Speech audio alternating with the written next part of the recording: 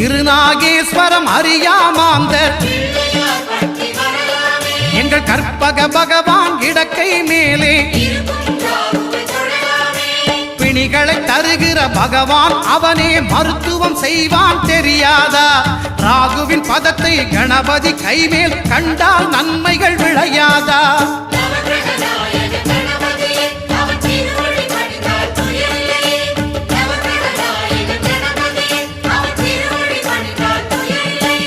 கேதுவின் தோஷம் போகுதல் வேண்டின் அங்கு கற்பக தேவனின் இடத்தொடை மேலே கேதுவின் தோஷம் போகுதல் வேண்டின் அங்கு கற்பக தேவனின் இடத்தொடை மேலே